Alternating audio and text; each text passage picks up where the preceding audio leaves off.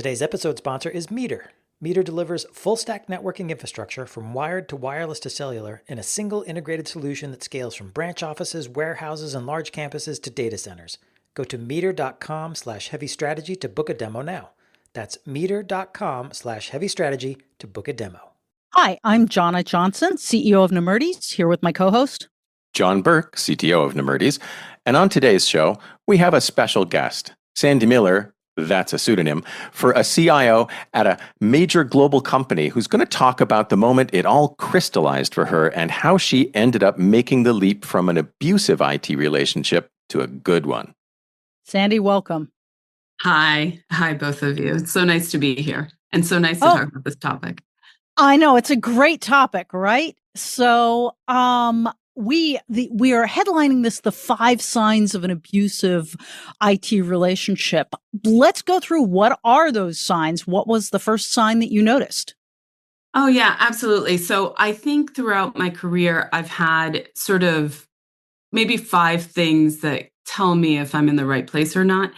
The first one is the infamous Sunday scaries. Of course, if you are, Sunday night, now worried that your weekend is over and you have to go back to work on Monday, obviously that's a really huge sign that maybe something is wrong at work. I think the other thing that I saw in my career was you want to get promoted, but either you never get promoted or you just don't get promoted into the right places that you want to go into. So something is going on in that space. And of course, maybe more for women than for men, this idea that you're not getting paid fairly, right? So it's not necessarily equitable, but it's a question of like, is it fair or not? And if you don't think you're getting paid fairly where you work, right, that's a definite sign that maybe you're not in the right place. The other one, of course, is bad leadership. I think if you are in a space where there is a lot of bad leadership, right, either the company is not headed in the right direction or your organization is not headed in the right direction, again, just a red flag about where you are.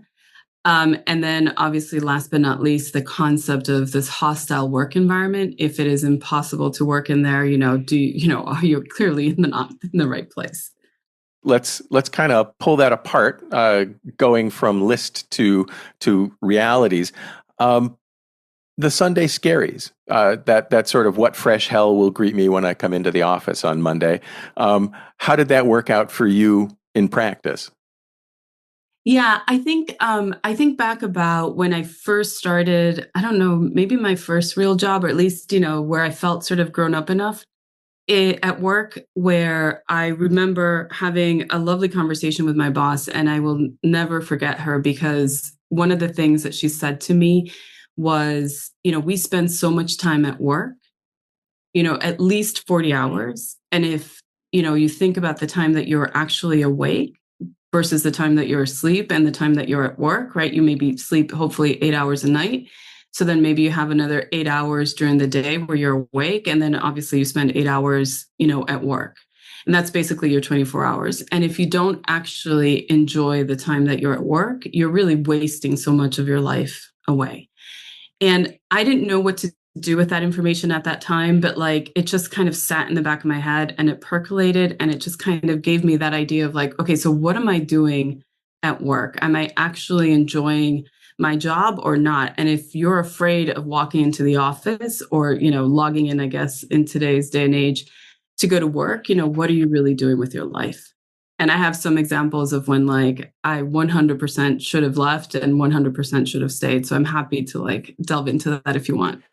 Well, it is important, I think, to distinguish between what's just a workplace where things are going wrong, and it may be situational, it may be temporary, and a workplace that's showing the signs of being toxic. So maybe you could dig in on the Sunday scary aspect of that. Yeah, I happy to. Like, I think in my experience, and this was like a classic case. And again, I don't know why I have so many sort of examples of like a good place to work and a bad place to work. But in this situation, I actually knew that I had to leave. And this is where the same boss that told me I should enjoy my 40 hours a week, in that same place of employment, I didn't know what was going on. Again, I was very naive in the situation, but I had been asked to basically do extra work if I had extra time. And not that doing extra work is bad, but what I was doing was actually a coworker's work. And what Right. they were doing was now comparing what I did with what she had done. And Mm. when I learned what was going on, because again, I wasn't told at the beginning why I was being asked to do this extra work, just, can you do this work? Okay, great, no problem. And then I learned that it was being used to compare. And I was like, oh no, this is terrible, right? Like, this is a situation where I don't know who's going to be the fall guy. I don't know if I'm going to end up without a job, if she's going to end up without a job and I'm the cause of it. Like, this is just not, a great work environment. Now, I didn't quit over this. I couldn't. I needed to keep working, but I definitely knew that I was headed out. Like, this was not, I could not work in a workplace like this. So I absolutely left. So again, if you're in a situation where you're being asked, right, to sort of create a fall guy situation for someone else, you have to ask yourself, why is the culture in that company such that, right, you can't have open conversations with someone that maybe should be in a performance improvement plan or something along those lines, right? Well, and I want to jump in on something because John, you kind of hit the nail on the head. I know, Sandy, when we spoke, you had originally said that there was a woman in an elevator who you didn't even know very well, who said basically, in so many words, honey, you're in an abusive relationship at work, and and that it was beyond just work that wasn't fun. And as you said, as one clue is if you're being asked to, try to set somebody else up, someone's playing politics.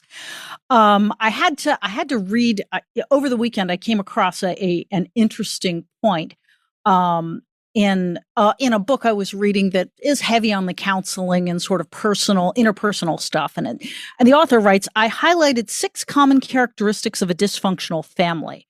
A dysfunctional family focuses on an emotionally needy member, limits the expression of emotions, discourages open talk about obvious problems, what you guys were just saying, enables destructive pre-assigned roles in the family, fails to provide appropriate nurture for developing children, and last but not least, fosters secrets. And I remember when you and I were first talking, Sandy, you were saying something along the lines of, you can tell it's dysfunctional when information is used as a weapon and everyone is kept in the dark on purpose because, you're fostering those secrets. And it was when I read Foster Secrets, I was like, this we've got to talk about. Yes, 100%. And I think, when you don't have like the full picture, right, in an environment where people are withholding information and not withholding information because, it is confidential, right? Like there is confidential information in a company. Yes. Absolutely. Right. But when it's being held as a tool or as a weapon sometimes, right, to either withhold information, or I have seen situations where information is like doled out, right? Like you're the special one because you get information, but this other person is not the special one, so they don't get that information. But you're somehow supposed to work together. And like, how do you do that when you're essentially creating a toxic environment at that point because you don't know why you were selected to get the information versus the other person, right? And what's going on, or sometimes I've heard about like disinformation. I was going to say, you also can never tell what information you're not being given and why you're not being given it. As soon as it's clear that it's different from person to person, it undercuts your own sense of reality, right? I mean, what am I not knowing? Yeah. And while it hasn't happened to me, I have heard of in this organization that I'm referring to, where information was given to one person with like a specific detail and then to someone else with a different detail and then to a third person, right? As a means of trying to find out like who might be, sharing information they shouldn't be sharing, right? And again, that it's not a great situation to be in because you have to ask yourself, well, if they don't trust me, then why are they giving me any information at all? Right. And then again, you think about, but we're all adults, right? Generally, we're all adults in these companies. Are we trustworthy or not trustworthy? Why are people being asked to be untrustworthy? I mean, like you can unravel the whole sweater of what's going on in a culture like that because it just shows and highlights, the problems within that organization. And I'm smiling because I love unravel the whole sweater, the idea that you pull a thread and everything comes apart. I want to push on this keeping secrets because I am relating that to certain toxic environments in which I worked in my own life. And I just want to highlight something. Sometimes you may, if you're listening to this and you're like, how do I know if they're keeping secrets from me? By definition, it's a secret. I think one of the things when we're teaching folks during our adaptive leadership training, when we say, okay, we want to teach everyone to be a citizen leader is kind of the mindset behind adaptive leadership training. One of the things you do is make people responsible for getting the information they need in order to make decisions wisely. So if, for example, I have a team and I forget to tell them something incredibly important, like, oh yeah, by the way, we're actually going to, we're getting rid of that particular application in the next 6 months. And that's kind of important for them to know. It's important for the team members to ask me all these things so that they can understand, for example, you want me to do this work, and are we assuming that the environment is going to stay the same and no major changes? And the responsibility is on them to ask the leader. What you'll find out is in a toxic environment, in a non-toxic environment, the answer is going to be something like, oh gosh, yes, I should have told you we're turning down that app. Sorry about that. In a toxic environment, the answer is, why do you need to know that? You are suddenly being made to feel guilty for requesting information that you absolutely need to do your job. And the response, I need this to do my job, is somehow not acceptable. So if you're not sure if people are keeping secrets, the simplest thing to do is figure out what information do I actually need and maybe have not gotten, and ask for it and see what the response is. Yes, I agree with you. And I think I've seen that a lot, which is like, you feel like you're not in the right room. So that I think is already like a little red flag saying, if you think you're missing information, you probably are.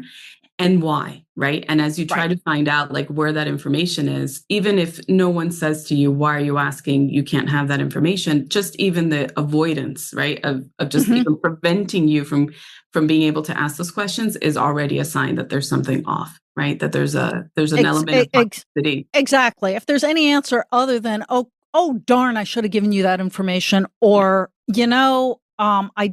some sort of reasonable human response, authentic human response. If you're getting something that's cagey or sidestepping, your antenna should go off. Absolutely. And I know another one of the signs that you mentioned, you mentioned, toxic environment. You mentioned, listen to yourself. If your body doesn't want to get going on Monday morning, that should be a clue. If you're not getting promoted, if you feel you have bad leadership, you're not getting paid fairly. I have a story about that one, by the way. And of course, a hostile work environment. These are all sensations, but there are also characteristics of the environment.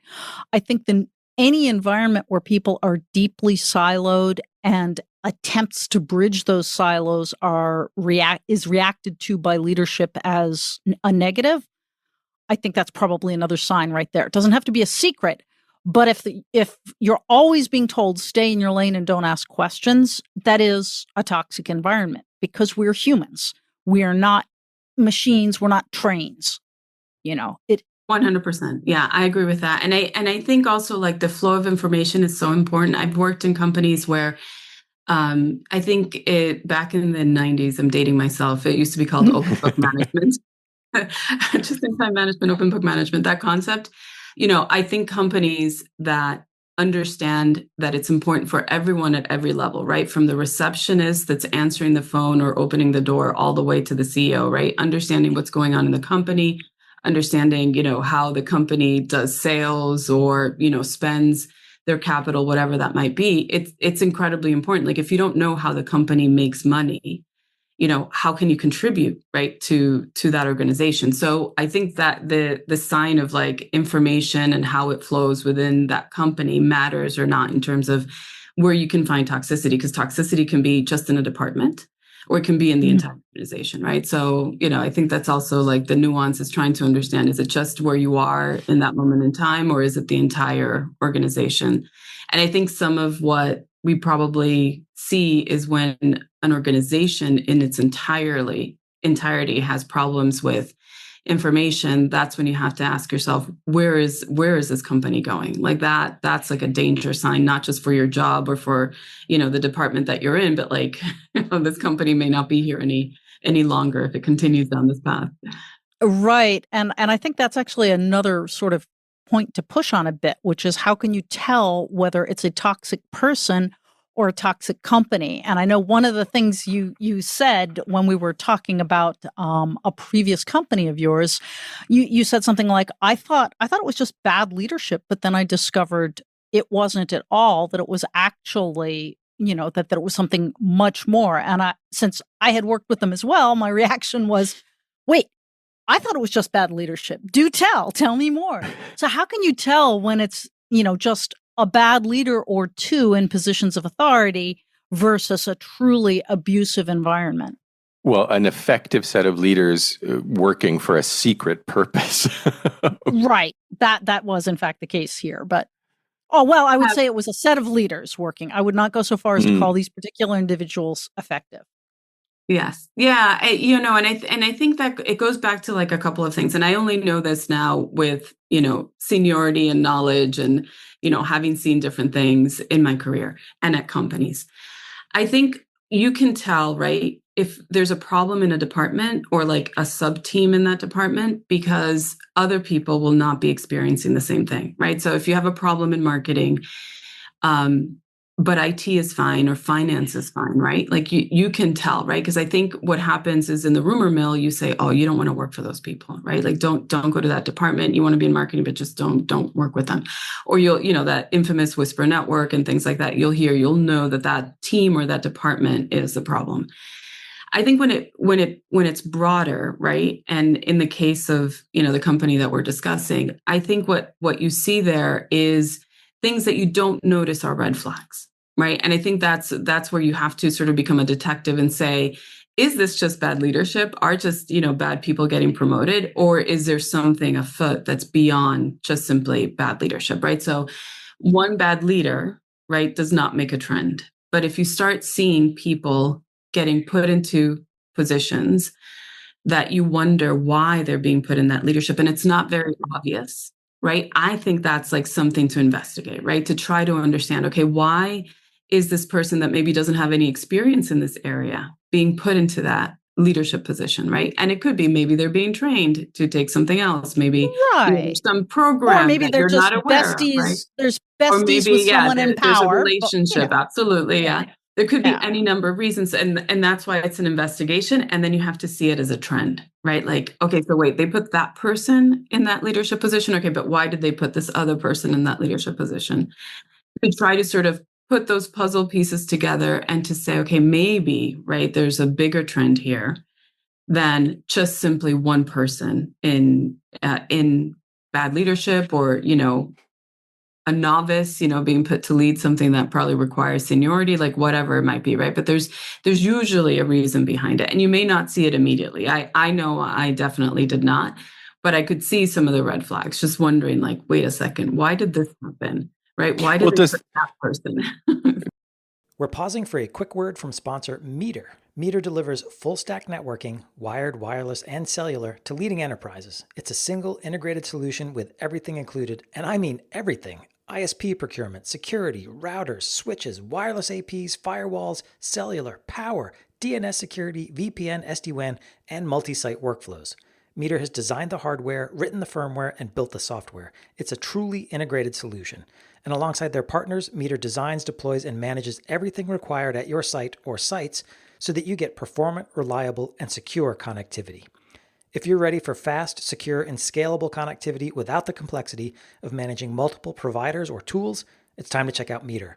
Go to meter.com/heavystrategy to book a demo now.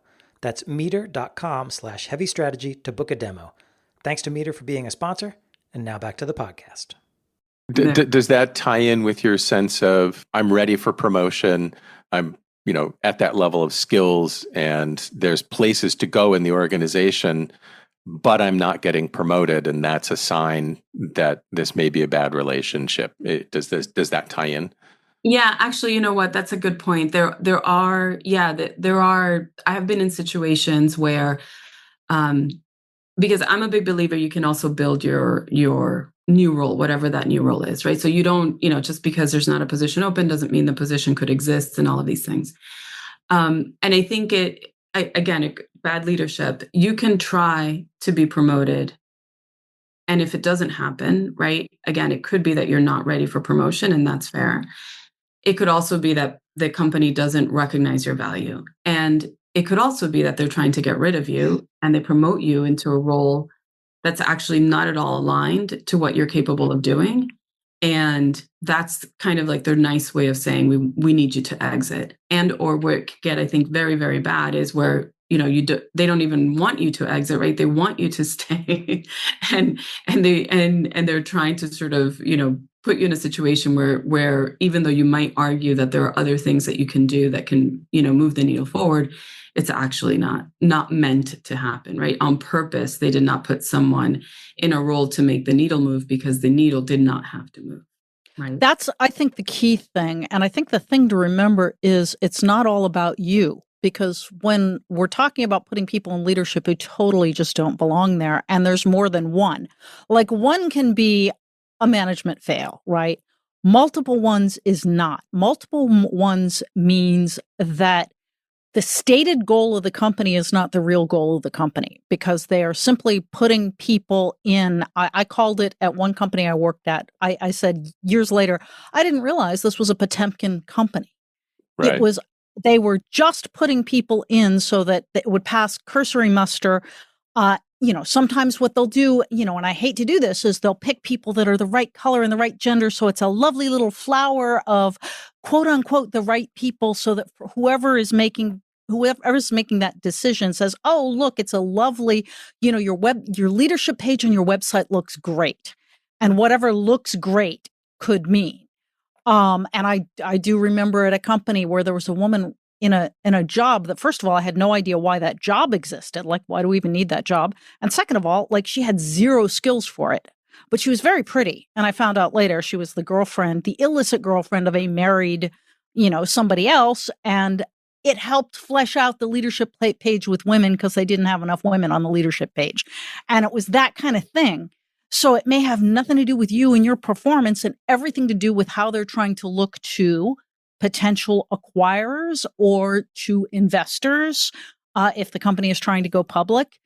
And that's something to really be aware of. Like, what happens if the company's stated goal, they're telling you that the goal is to make a great product and serve your customers well. And the actual goal is so that the founders can cash in, get their checks and leave. And it doesn't matter if there's any customers left at the end of this. Yeah, 100%. And I think it's hard to flesh out too, because, if they want you to do something transformational, to use an overly used word, right? But then you don't get the team or you don't get the budget, like, you have to ask yourself, what's going on here, right? Like, it's an important question. They want someone in the chief transformation officer role. Exactly. Right. Exactly. But then there's no people reporting to that person and there's no budget and then there's no transformation, right? You are literally just, filling in a hole for the webpage. Exactly. And that's, I think, a really big clue, because what happens in that environment is a subset of the people in leadership know the real goal of the company. Hey, let's get sold, cash in, and, make tons of money, or go public, cash in, whatever it is. And everybody else is led to believe, no, we really are trying to deliver products and services to customers and keep them happy. And when that happens, that is toxic and abusive by its nature, because you're being misled. You're being lied 100%. And that person that takes the job, right, wanting to do a transformation in the case of a chief transformation officer, right? And then they're thwarted left and right about what they're able to do, right? That just creates, animosity, because, other people are saying, well, I don't understand. You're not supposed to have a team or a budget, but then that person is fighting for a team and a budget. And, it just gets harder. Projects get kicked off that were never meant to get kicked off, right? Like, it just, again, contributes to, a terrible environment. The culture just, I'm sure, not a healthy one in that space. And again, you don't know what the real reasons are. And if you're in that role, right, you're stuck, trying to get things done and not understanding why you can't get them done. Which I think would be another clue. Go ahead, John. Yeah, it is another. Exactly. And I was going to say, and at the slightly less toxic level, but still one of your warning signs, a lot of this could be the result of you just having bad leadership. And it's not even that they're duplicitous. It's not that they're intentionally trying to pump up the value before they cash out. They may just not be very good at what they're doing. Like a lot of tech companies, they have tech people at the top for a long time, the founders, the people who came up with the technology in the first place. And some of them turn out to be great business folks, and some of them really don't. And it takes a while for them to move out of the top level and into chief scientist or chief technology officer instead of being but CEO. John, I'm going to push back. It's well, that's a bad please do. But if one of the warning signs of this is having bad leadership, it's important to acknowledge that sometimes bad leadership is just that, nothing else. No, but what I'm saying is the warning sign is it's not just bad leadership. That you come to the conclusion that it is in fact not honest mistakes on the part of good-hearted people who may have issues with management, issues with delegation, issues with all those other things. The big difference we're talking about here is having a completely different goal that you are not sharing with your team because you simply are trying to take advantage of them to achieve your personal goal, which doesn't include them. And that's different from bad leadership. And that's what I'm saying. Bad leadership doesn't mean you're necessarily in a toxic environment, nor does a toxic environment necessarily mean you have bad leaders. They can just be leaders that simply want something that they're not telling you. So that's kind of the point. I think we're distinguishing very clearly between bad leaders and bad leaders or people with bad intentions. Right. No, there's two separate things. And I'm just trying to draw attention back to the fact that it doesn't have to be leaders with bad intentions in order for this to become a toxic IT relationship that you need to get out of. It may just be persistent bad leadership that's not getting fixed. Yeah, I don't know, because I think persistent bad leadership works itself out. Right? Like if you're genuinely just a bad leader, someone's going to say to you, and I think this happens in technology and IT all the time, right? You get an engineer that becomes a manager and they're a really bad manager. Like someone, right? I'd say you, but like eventually someone will say, this engineer probably shouldn't be managing people. They probably should become an architect, and they go off and become an architect. But I think persistent bad leadership, I think it becomes a question of where like now bad, quote unquote, bad leadership becomes a tool to keep things a certain way, right? And then the question becomes, why is it not open, right? And I think a lot of people have a hard time with truly being transparent and open about what's going on. And being transparent and open does not mean that you have to release confidential information. I just want to clarify. I think there's that important distinction. Yeah, of course.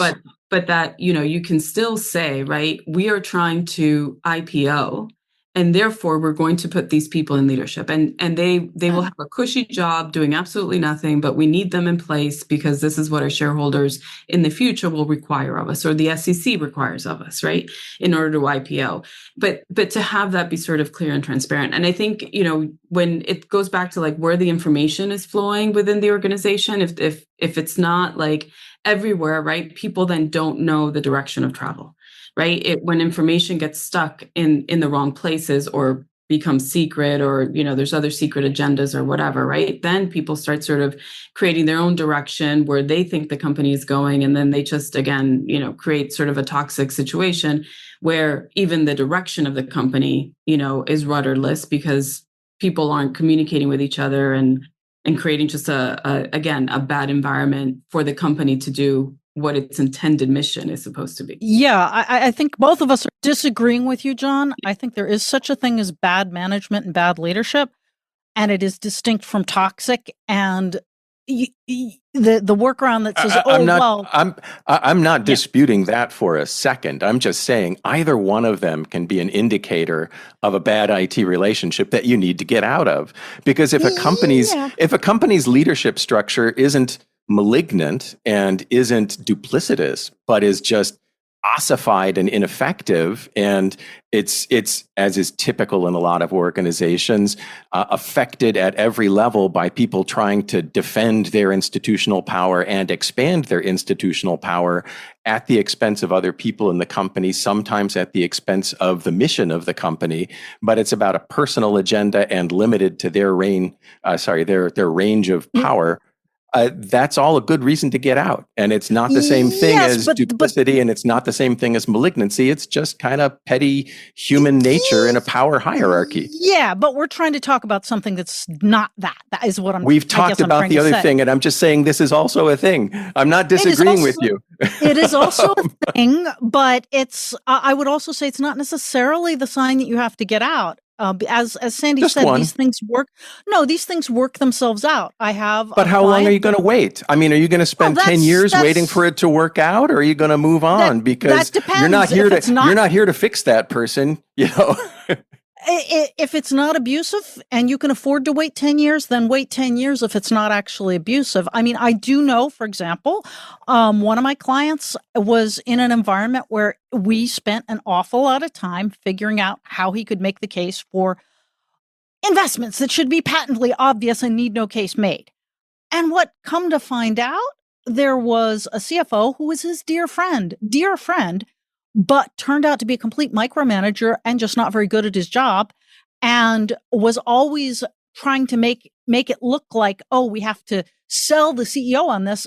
And when the CFO decided to retire or move, the CEO was like, oh, this is great, man. You talk so much better than the previous guy to the client. Yes, you don't have to make a case at all. Just tell me what you need, tell me what you're going to deliver, and let's go.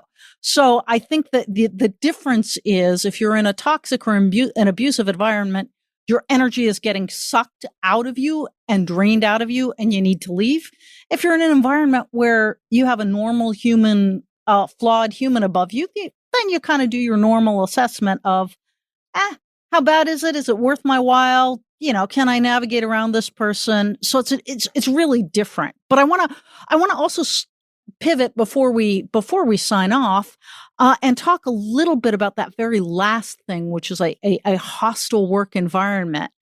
Because I think of a lot of these tech companies where the environment is just unbelievably awful. And I think of one company where I worked, where I got a call from the nicest man you will ever want to know.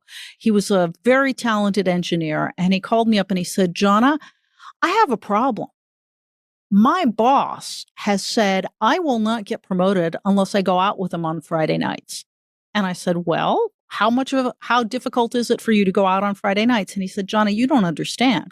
I'm a religious man, and he wants to take us out to strip clubs, and I don't drink and I don't go to strip clubs. And if I went to strip clubs, I would not have a marriage.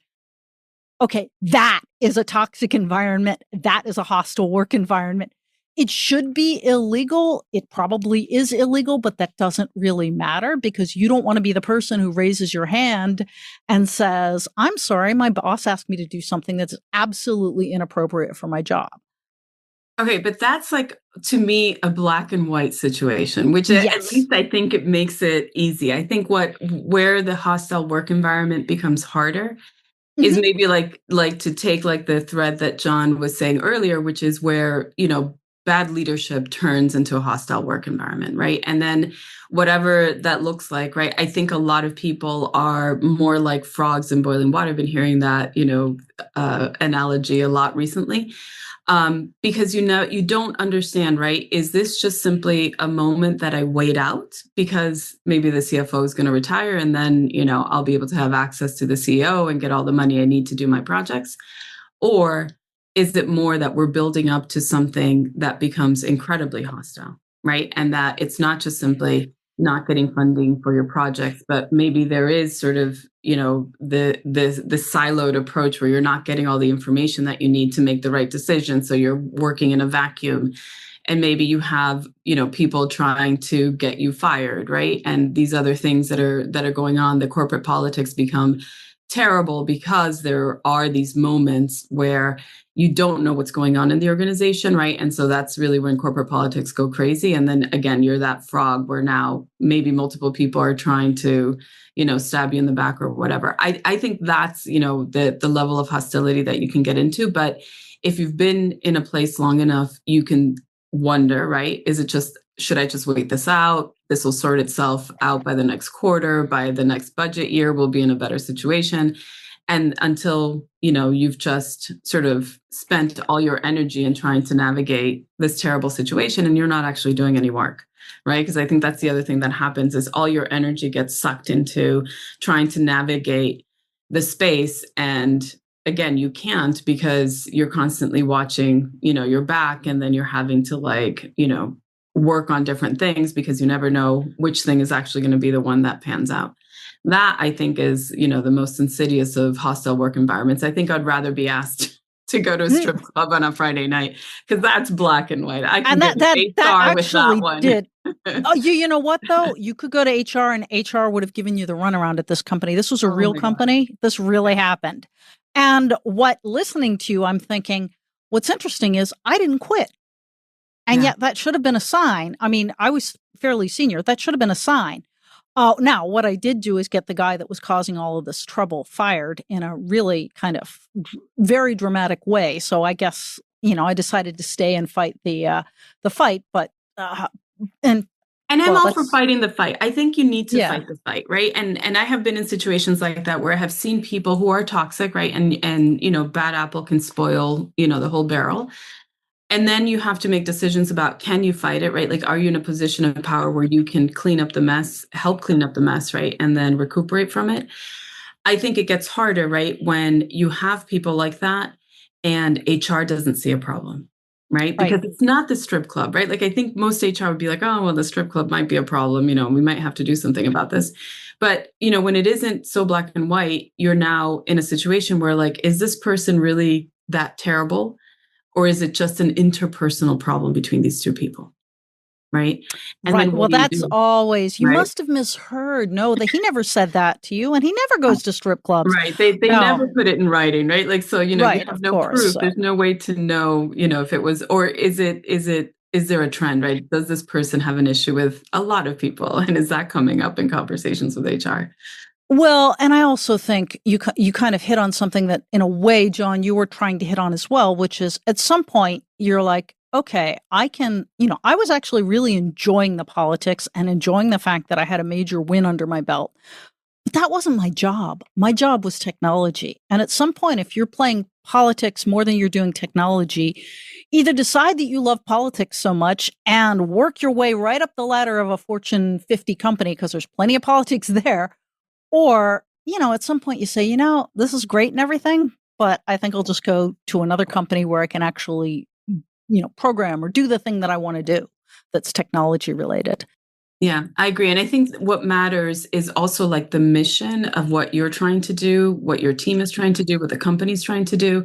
And if politics like is the thing, like if that's, and you don't enjoy it, right? Like, again, if you're not aligned, and I think alignment to what your department is doing or what your company is doing is so important, because even if what the company's mission is not against what, the law or anything, but if you don't feel aligned to it, like the way that guy was saying, well, I'm a religious person, I can't, all these things, then you're obviously in the wrong place, right? Like then you have to think, maybe I'm in the wrong industry, I'm in the wrong company. I need to go somewhere where my values are better aligned to what's going on in the organization.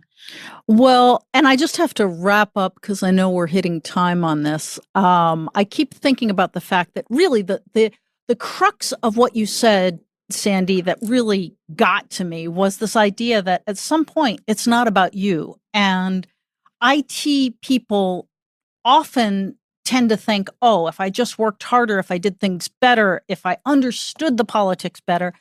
And at some point, a toxic environment is a toxic environment, and it's not about you. And I had actually worked with an executive coach for years because I was trying to fix me. And then I and the company parted ways and things moved on. And years later, I went out to tea with her and she just happened to say, oh, you were working with a bunch of crazy people. And I'm like, if you could have just said that at the time, that would have been so game changing. So I guess the message here at some point is to say, if you hate getting up in the morning, if you're experiencing, if things that we're saying are really resonating with you, it may not be you. It may not be that you're bad at managing your career, or you need coaching, or you need to work harder, or you need to politic more. It may just be that you're working with a bunch of crazy people and you need to get out of there. Yes, 100%. Yes. No Amen. Okay. Well, on that note, Sandy, thanks so much for taking time to tell us about this. We'd love to have you back. I know we have to be careful with revealing too much about your organization and the places you've worked, but I guarantee you, listeners, that you got some great experience here. That Sandy has learned a lot of this the painful way. Thank you so much. It's been a pleasure, genuinely. Okay. And if you've got feedback or follow-up for us on this topic, if you want to tell us about any toxic environments you've been working in, send us a message at packetpushers.net/follow-up. We'd love to hear from you. Also there, you'll find the Network Break podcast, which John and I are on intermittently, which helps you stay current on the latest tech news and what it means. And there's a whole lot more. I think the Packet Pushers folks are actually pushing their merch on the site. So go ahead and check us out. And I'm not going to ask where people can find you, Sandy, since you are, for a very good reason, not letting people know your real name. But if anybody wants to send a message to Sandy, feel free to reach out to me or to John. You can reach us at nemurtis.com. There's the contact us, and we will make sure she gets that message. And we look forward to hearing from you.